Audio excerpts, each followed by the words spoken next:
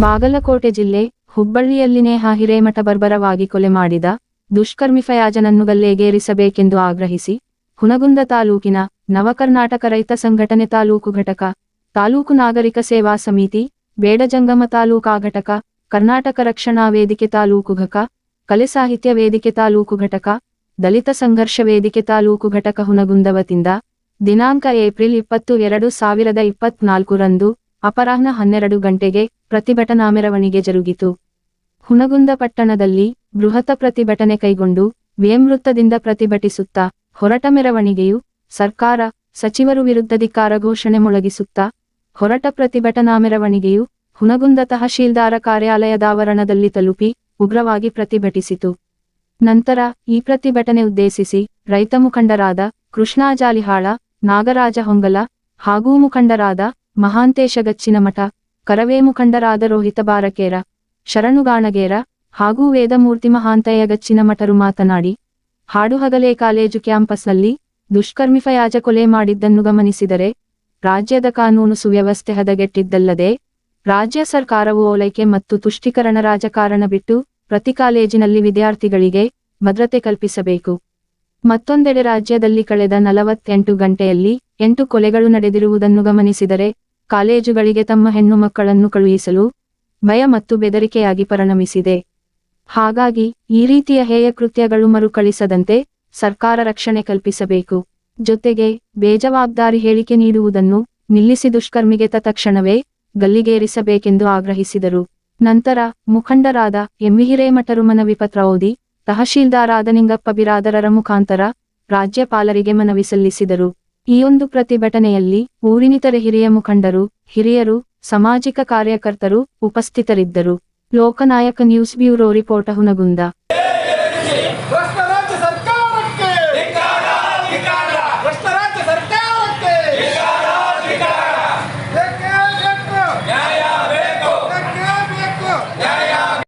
ಹಾಗೂ ತಾಲೂಕಾ ಬೇಡಜಂಗಮ ಸೇವಾಭಿವೃದ್ಧಿ ಸಂಘ ಹಾಗೂ ಕರ್ನಾಟಕ ರಕ್ಷಣಾ ವೇದಿಕೆ ಹಾಗೂ ಕರ್ನಾಟಕ ರಕ್ಷಣಾ ವೇದಿಕೆ ಶಿವಗಂಗೇಗೌಡ ಬಣದ ಹಾಗೂ ಡಿಎಸ್ಎಸ್ನ ಎಲ್ಲ ಪದಾಧಿಕಾರಿಗಳು ಕೂಡ ಆಗಮಿಸಿದ್ದು,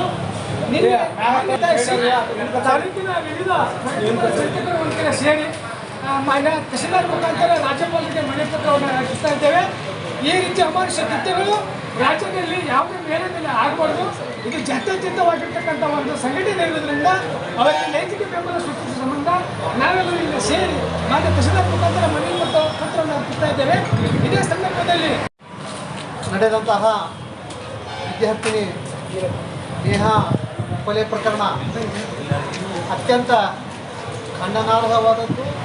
ಇಂತಹ ಒಂದು ದುಷ್ಕೃತ್ಯ ನಾವು ಊಹೆಗೂ ನಿಲುಕಲಾರದು. ಇದು ಹಾಡು ಹಗಲೇ ಒಂದು ಕ್ಯಾಂಪಸ್ನಲ್ಲಿ ಇಂಥ ಕೊಲೆ ನಡೀತಾ ಇದೆ ಅಂದರೆ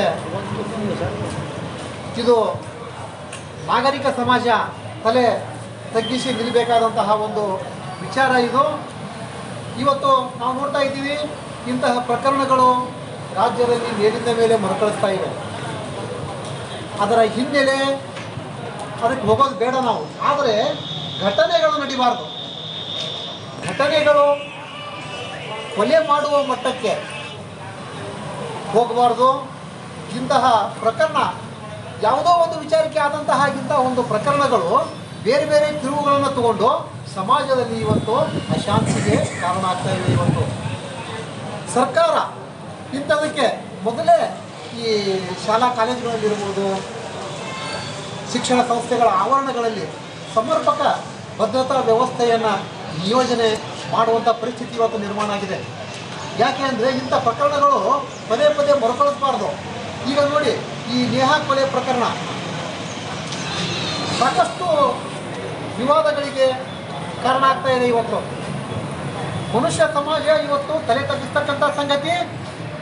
ಈ ಪ್ರಕರಣ ನಾಚಿಕೆಗೇಡು.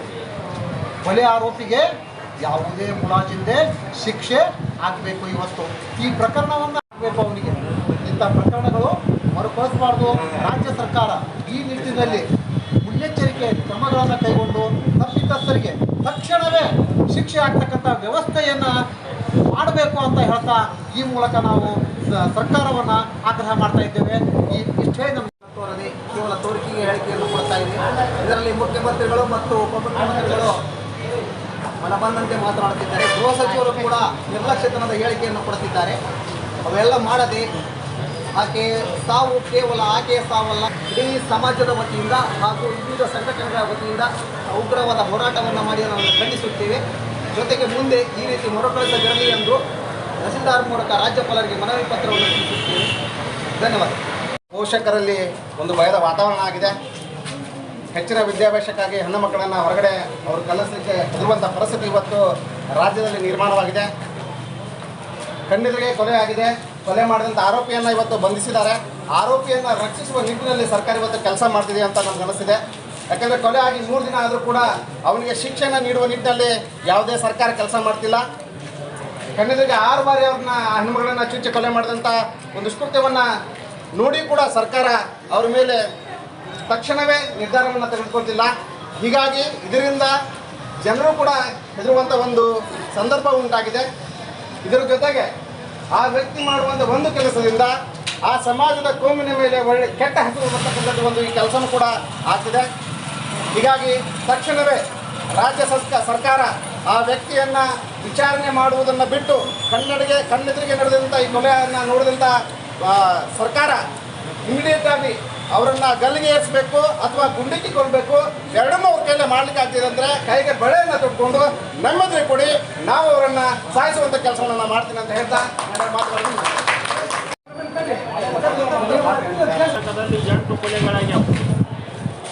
8 ಕೊಲೆಗಳಾಗ್ಯಾವಪ್ಪ ಅಂತಂದ್ರೆ ಇದಕ್ಕೆ ಯಾರ ಕಾರಣ?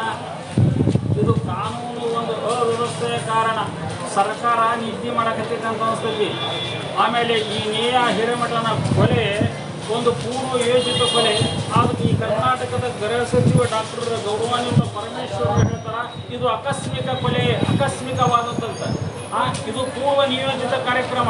ಹೋಗಿ ಒಂದು ಕಾಲೇಜಿನೊಳಗೆ ಇಂಥ ಒಂದು ಬರ್ಬರ ಘಟನೆ ಆಗೈತಪ್ಪ ಅಂತಂದ್ರೆ ಇಡೀ ಮಾನವ ಸಮಾಜನ ತೆರೆ ತೆಗೆಸುವಂಥ ಒಂದು ಘಟನೆ. ಇವತ್ತು ಕಾಲೇಜಿಗೆ ಹೋಗ್ತಕ್ಕಂಥ ನಮ್ಮೆಲ್ಲ ಹೆಣ್ಣು ಮಕ್ಕಳನ್ನು ಇವತ್ತು ಕಾಲೇಜಿಗೆ ಕಳಿಸೋಕೆ ನಮಗೆ ಭಯ ಆಗ್ತೈತಿ. ಯಾವಾಗೋ ಏನೋ ಅನ್ನುವಂಥದ್ದನ್ನು ಇವತ್ತು ಸೂಕ್ತ ಬಂದೋಬಸ್ತನ್ನು ಕಾಲೇಜಿನೊಳಗೆ ಸರ್ಕಾರದವರು ಮಾಡಬೇಕು.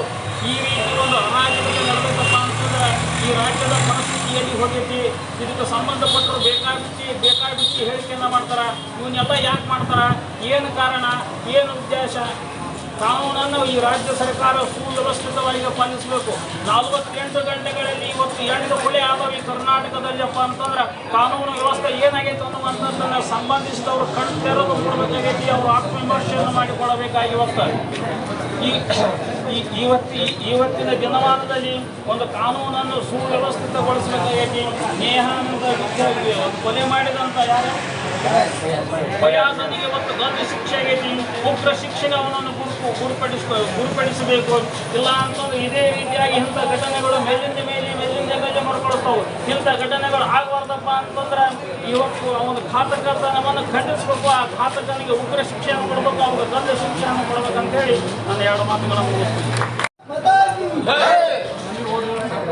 ಮಾಡಿ ನವಕರ್ನಾಟಕ ರಾಜ್ಯ ರೈತ ಘಟಕ, ಬೇಡಚಂಗಮ ತಾಲೂಕು ಘಟಕ, ಕರ್ನಾಟಕ ರಕ್ಷಣಾ ವೇದಿಕೆ ಹುನಗುಂದು, ಕಲೆ ಹಾಗೂ ಸಾಹಿತ್ಯ ವೇದಿಕೆ ಹುನಗುಂದು, ಕರ್ನಾಟಕ ರಕ್ಷಣಾ ವೇದಿಕೆ ಹುನಗುಂದು, ದಲಿತ ಸಂಘರ್ಷ ಸಮಿತಿ ತಾಲೂಕು ಘಟಕ ಹುನಗುಂದು ಎಲ್ಲರ ಪರವಾಗಿ ಮಾನ್ಯ ತಹಸೀಲ್ದಾರ್ ಸಾಹೇಬರಿಗೆ, ಹುನಗುಂದ ತಹಸೀಲ್ದಾರ್ ಸಾಹೇಬರಿಗೆ ವಿನಂತಿಯನ್ನು ಒಂದು ಅರ್ಜಿಯನ್ನು ಪಡಿಸ್ತಾ ಇದ್ದೇವೆ. ವಿಷಯ ಹುಬ್ಬಳ್ಳಿಯಲ್ಲಿ ನಡೆದ ನೇಹಾ ಹಿರೇಮಠ ಕೊಲೆ ಪ್ರಕರಣದ ಆರೋಪಿಗಳನ್ನು ಬಂಧಿಸಲಾಗಿದ್ದು ವಿಚಾರಣೆ ನಡೆದಿದ್ದು ತಿಳಿದ ವಿಷಯ. ಯಾವುದೇ ಕಾರಣಕ್ಕೂ ಈತನಿಗೆ ಜಾಮೀನು ಸಿಗಬಾರದು. ದೇಶದಲ್ಲಿ ಘಾತಕ ಹಾವಳಿ ಹೆಚ್ಚುತ್ತಿದೆ. ಉಗ್ರರು ಹಾಗೂ ಸಮಾಜ ಘಾತಕರು ನೆಮ್ಮದಿಯಿಂದ ಇರುವುದಿಲ್ಲ. ಇತಿಹಾಸದ ಪುಟಗಳಿಂದ ಇಲ್ಲಿವರೆಗೂ ಮತಾಂತರ ಮಾಡುವುದು, ಅದಕ್ಕೆ ಒಪ್ಪದಿದ್ದರೆ ಬಾಂಬ್ ಸ್ಫೋಟ, ಕೊಲೆ ಮಾಡುವುದು ನಿರಂತರವಾಗಿ ನಡೆದಿದೆ. ಎಲ್ಲ ರಾಜಕೀಯ ಪಕ್ಷದ ಮುಖಂಡರು ಒಬ್ಬರ ಮೇಲೊಬ್ಬರು ಗೂಬೆ ಕೂರಿಸುವ ಕೆಲಸ ಮಾಡುತ್ತಿದ್ದಾರೆ. ಓಟಿಗಾಗಿ ಎಲ್ಲರನ್ನು ಓಲೈಸುತ್ತಿದ್ದಾರೆ. ಹೀಗಾಗಿ ರಾಜ್ಯದಲ್ಲಿ ಒಂದು ಘಟನೆಗಳಿಗೆ ವಿರಾಮವನ್ನು ನೀಡಿ ತಪ್ಪಿತಸ್ಥನಿಗೆ ಗಲ್ಲು ಶಿಕ್ಷೆಯನ್ನು ವಿಧಿಸಬೇಕಂತಕೊಂಡು ಈ ಅರ್ಜಿಯಲ್ಲಿ ಇದೆ. ಮಾನ್ಯ ತಹಸೀಲ್ದಾರ್